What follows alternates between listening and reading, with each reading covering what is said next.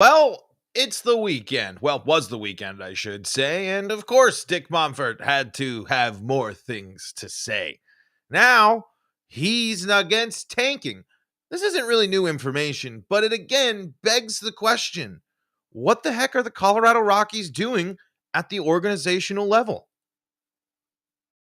You are Locked On Rockies, your daily Colorado Rockies podcast, part of the Locked On Podcast Network, your team every day.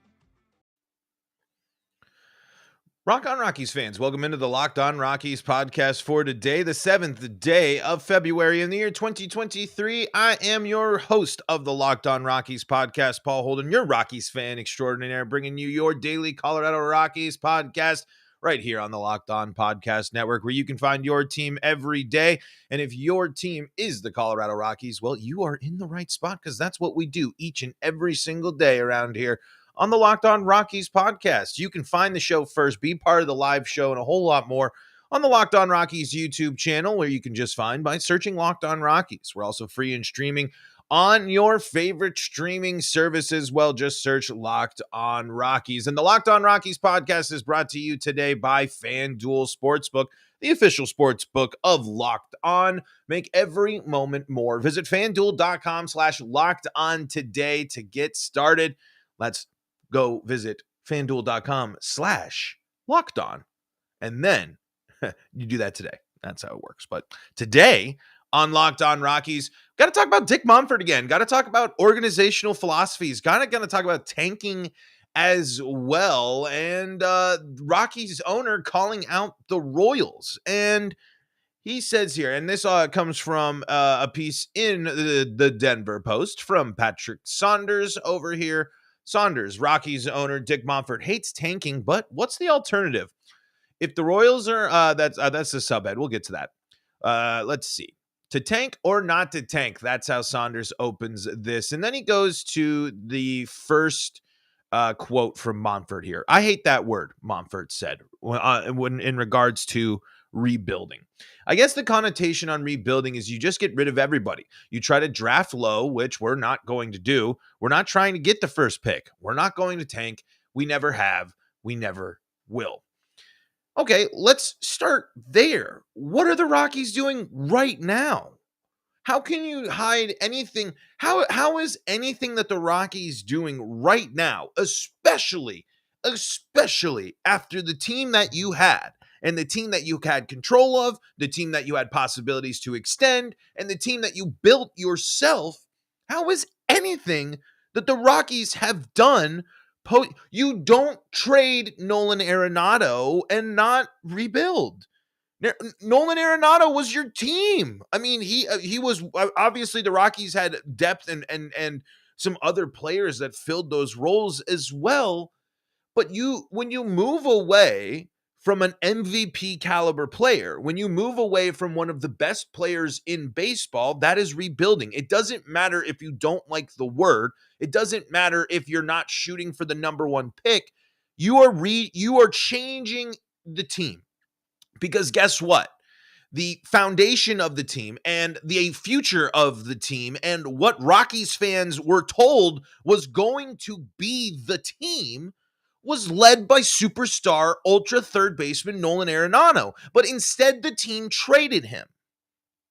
How is that not rebuilding? I'm starting here because Dick Monfort continues to have zero plan. There is no plan for the Colorado Rockies. Just when we think that there is a plan, everything the Rockies do continue to get in the way of themselves. They get in the way of getting better. I have praised this offseason because it's an offseason that makes sense. The Rockies shouldn't have gone crazy this offseason because they should have been going after and making sure they are providing, going after players that they can get good value for and good production from, while also providing ample opportunity for your big prospect group.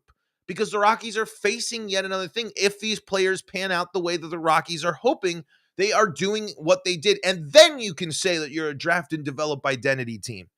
You can't do the first wave of crop of players and then completely crap the bed on keeping all of those players on the Rockies. I'm talking about the three primary infielders we talked about a lot on this show on your team that were the big prospects, or DJ LeMahieu. I know there was some trades involved, but I'm talking Story and Nolan especially. You can't expect us to have confidence that this is the true identity of the Rockies, because what if Luis Montero breaks out and then he's incredible, or Ezequiel Tovar, for example? How are we as Rockies fans supposed to feel confident knowing that the Rockies are going to commit to this next wave of great players? Because if they'll never tank and they'll never rebuild, we'll never know what the Rockies exactly are going to do when it comes to situations that they're in right now, and situations they've faced themselves in the last two seasons, especially in every every season post Nolan Arenado. If we haven't been rebuilding since Nolan Arenado, what are we doing? And in Dick Monfort's eyes, it's been competing but falling short. But that is just an ignorant statement, because the Rockies have not been competitive. The Rockies have not been close. There's actually, the Rockies were a lot closer 2 years ago in the year following. If the Rockies weren't historically bad on the road for a large stretch of the season following the Arenado trade, the Rockies could have sniffed the wild card. I mean, that is, but they were still 10 games out of that. The Rockies still had to flip the script on at least 10 to 15 games in that season to be sniffing the wild card. And last year was boring. But then you finally showed Rockies fans that you were embracing the next generation, and that gives real deal baseball Rockies heads something to watch and something to focus on. Yes, it doesn't help the people that are coming in just to tune in for Rockies and that stuff, and they want to see the big names of the Rockies. They want to see Chris Bryant, they want to see Charlie. But when the Rockies made room for those young guys to get playing time last year, that's the right call. So now, and we haven't dove into more of Dick Monfort's comments, because I even think enough in just that one sentence, and the way the Rockies have operated kind of shows this. If they're not ever going to fully embrace the idea of rebuilding, and they're never going to, and they don't like how the Padres do business, mind you, because that's what Dick Monfort said as well. Spending all big, but they still have holes, yada yada yada. What is the Rockies' plan? Because the Rockies' plan right now is develop some superstars, have 2 years of playoff availability, and sell them off. Well, trade one of them for an underwhelming deal and let the others walk in free agency and do nothing. There is no model that the Rockies are setting. There's no precedent that the Rockies have set. You sign Chris Bryant. Why? You sign Chris Bryant and then you sign nobody. That's why when you watch videos, and I might hit the pause button here before I dive into that, because I watched some stuff. That's why when you hear coverage of the Rockies, it's just dumping on them. I don't know a lot of these baseball YouTubers, and obviously I'm new to the game still and such as well, but there's some like high subscriber count YouTube channels, and it's every time they hear and talk about the Rockies, it's kind of the same thing. And I got mad watching it, because I was like, no. But then Dick Monfort says this stuff, and I'll elaborate more on what I mean by that here, and kind of more of my thoughts on the philosophy of tanking or buying big on these things for owners, and why I think it's at least better to embrace one of those identities than what the Rockies are doing here, coming up in segment number 2. Before we do that, though, gotta let you know about our friends at Built Bar. If you're looking for a delicious treat but don't want all of the fat and calories, then you gotta try a Built Bar. The holidays are kind of in the rearview mirror. The January has come and gone as well, and you want to keep that early year momentum going. You've made some good changes, but the snacking, that might be the one that keeps getting in the way of some of your goals. Well, guess what? Built Bar is going to help you, because they're covered in 100% real chocolate. And you're like, Paul, how is 100% real chocolate going to help me with my snacking? Well, here are the macros on the Built bars here, most of them at least. Only 130 calories, 4 grams of sugar, and a whopping 17 grams of protein. They're going to fill you up, and they got so many delicious flavors like churro, peanut butter brownie, coconut, almond, and so much more. You can see all the options at Built.com, but that's not the only place you got to go anymore. You can check them out at Sam's Club and Walmart. They got the 4-bar box, the cookies and cream, the double chocolate or coconut puffs. Find them at your local Sam's Club or Walmart, but you can see all the good stuff, all the macros, and a whole lot more at Built.com. We are talking Rockies baseball here on the Locked On Rockies podcast. You can make the Locked On MLB Prospects show your second listen of the day. If you want to stay up to date with all things MLB prospects, Lindsey Crosby's got you covered in our Locked On Rockies YouTube chat that you can be a part of, just like Eric Harper and Joel DeGrace always are. Hello to both of you. And Eric Harper says Nolan Jones was highlighted in a staff-written article at The Athletic for the Rockies section. He's someone to look forward to, maybe.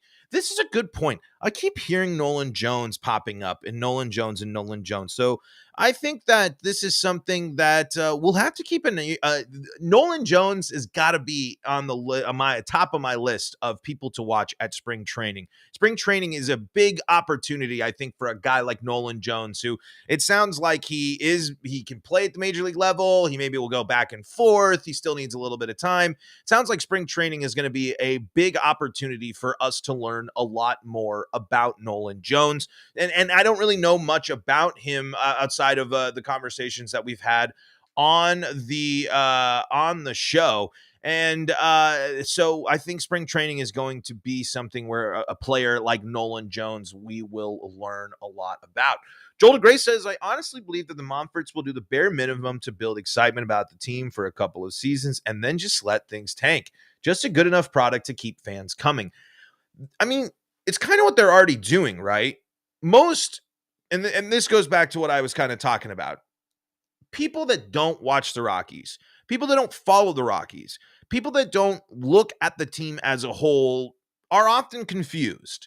They don't know what this team's all about. They don't have an identity. And then Dick Monfort, like he has for the past 2 weeks now, has come out and confused people even more. You hate the way the Padres do it. You hate the way the Royals did it. But you know what the Royals ended up doing? They won a World Series, and the Padres are arguably knocking on the door in what should be, I think, if you're going to be on, at least right now, if we're calling it here on the 7th of February, 2023 should be the year of the Padres. Like they're I don't think there's necessarily a team outside of maybe the Mets that are a bigger threat. The Dodgers are always there, but the Padres beat them on the biggest stage last year. And so if they do it, that's kind of, I think, one of the big turning points. If you can win a playoff series, and I know the Dodgers and injuries and blah, blah, blah, but I don't want to hear about the Dodgers. They have the pool of wealth. They have the pool of we'll make a trade for anybody. They have the pool of prospects. No more excuses for the Dodgers, to be totally honest. The Astros are getting it done. They might have they might have the cheating stuff, but there's nothing to sit there and say the Astros aren't a force to be reckoned with. And the Astros have spent money. So who do the Rockies want to be?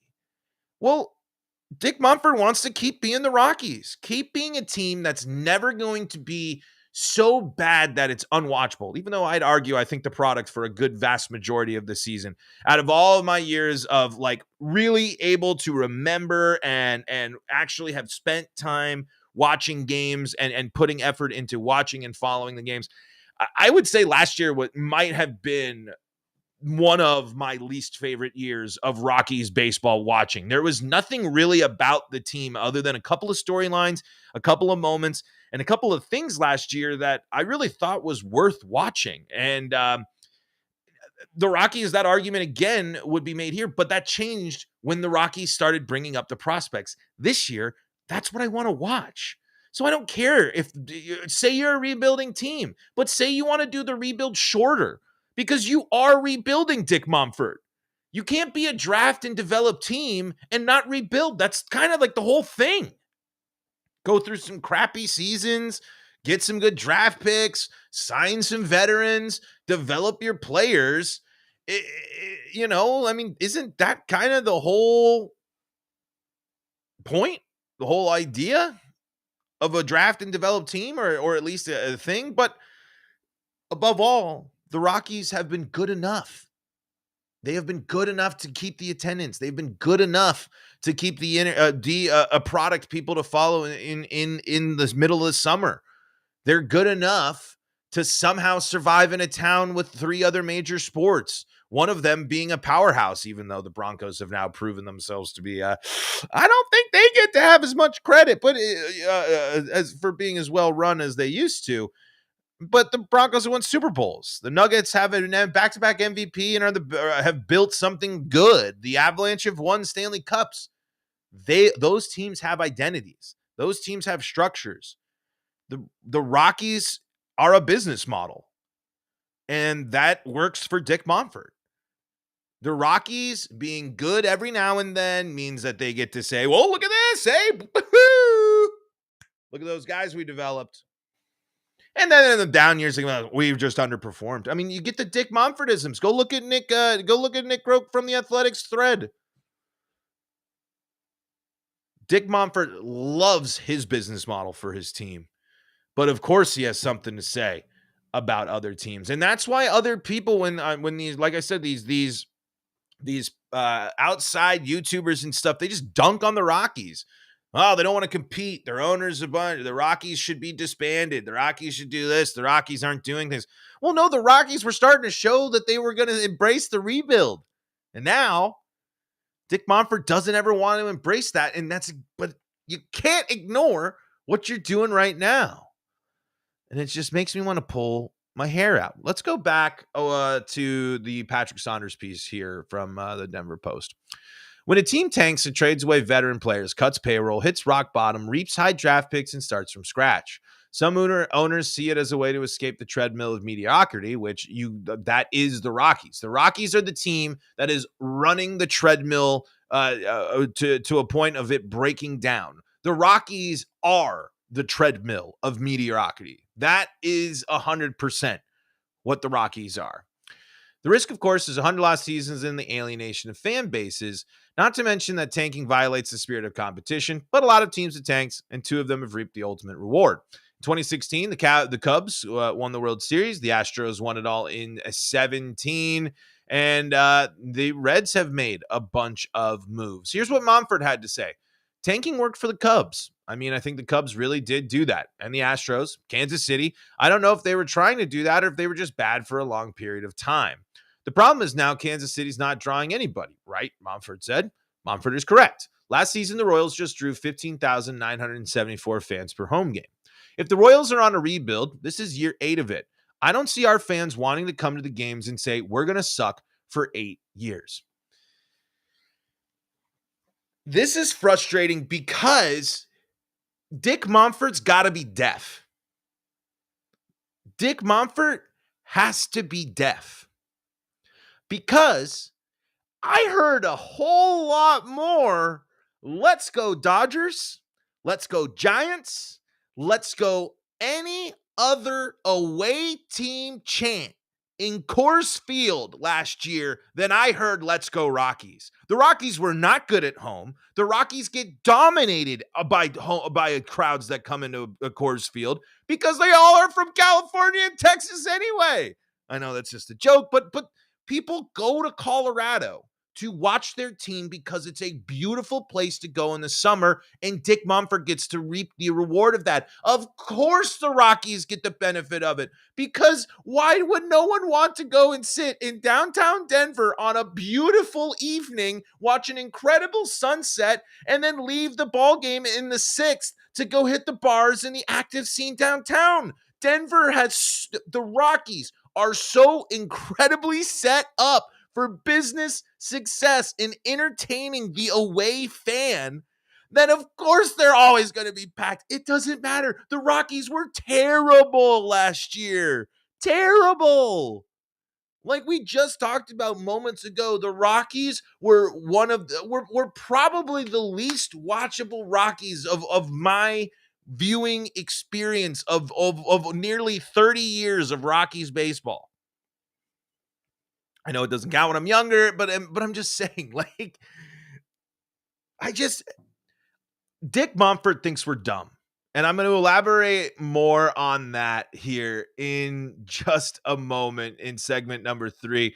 It's because I don't want to go too far, but even the chat is got some responses to this. I just don't understand when you read these things and when you hear these things from Dick Monfort. What does it mean to you as a Rockies fan?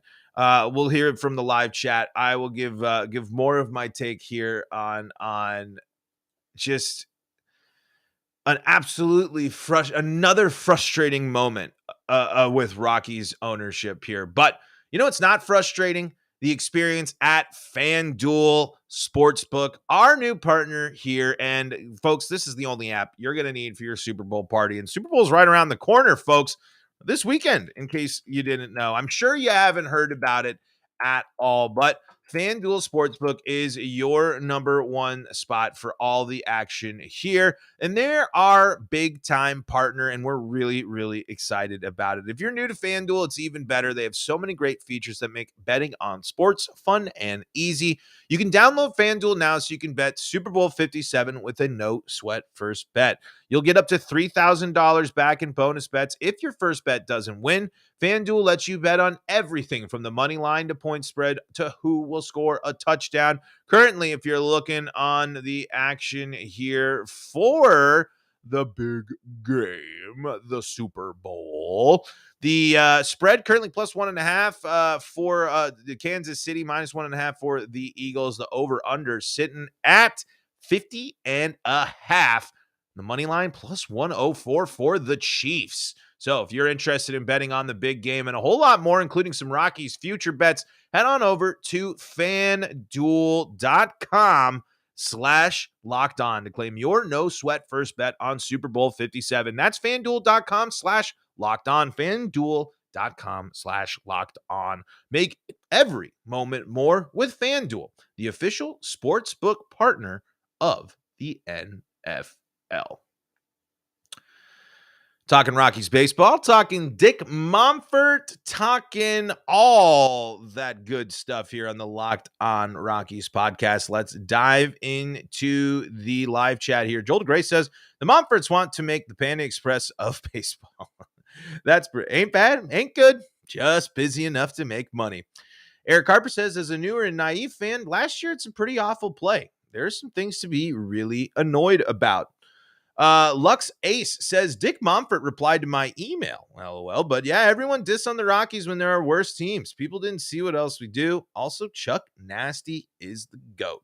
We do love Chuck Nasty around here. The Rockies do deserve to be dunked on, but most of those videos are, I hate to say this because they're super successful on YouTube. They got more subs than what I do and all this stuff. They clearly have a formula, but there's just Rockies takes that are lazy, that it's like, the Rockies are a job, blah, blah, blah. It's like, yes, but there's more to the Rockies just because they didn't spend a bunch of money. Like, these teams believe the only way the Rockies can compete, and since the Rockies did nothing this offseason, means that the Rockies are doing nothing. No, we thought the Rockies were embracing a rebuild, but Dick Monfort doesn't want to embrace the rebuild. So what does this mean for the Rockies next? I don't know. Overall, what does this conversation mean? I don't know. Because now, again, we don't know where the Rockies are going. And it's the continued experience of Dick Monfort kind of treating Rockies fans like idiots. Like, he says these things. He does these things. He doesn't. Okay, you don't like this, you don't like that. The Rockies are just underperforming. Why? What is happening? You know the situation in Kansas City is different here. Why does Dick Monfort turn a blind eye to the fact that Colorado has a wide variety of unique circumstances, a lot of them working in his favor? Like I just mentioned, the fact that Coors Field has a train that goes from all over suburban Denver and takes you right to walking distance. Or maybe you're visiting Denver. Where are you staying? Downtown. Right downtown, because the airport's way far away. Odds are you're not staying out there that much. But guess what? You can take the train from all the way there right to the ballpark. And on a beautiful summer day, people are going to go to Coors Field because it's a great way to do it. And of course, we give the Rockies props for that. I love going to Coors Field, and I know everyone else does. But stop saying, well, your fans aren't filling the stands, dude. Look you can tell the difference of Rockies attendance when it is not the Cubs, the Giants, the Dodgers, when it's not these bigger teams. The Rockies attendance doesn't look that great, especially on those cold days, especially on those weekday days when the school year is still going to go on. Look at the teams that the Rockies are going to play. I mean, it might bring in some new people, but the real deal Rockies fans aren't dumb. We watch Rockies games.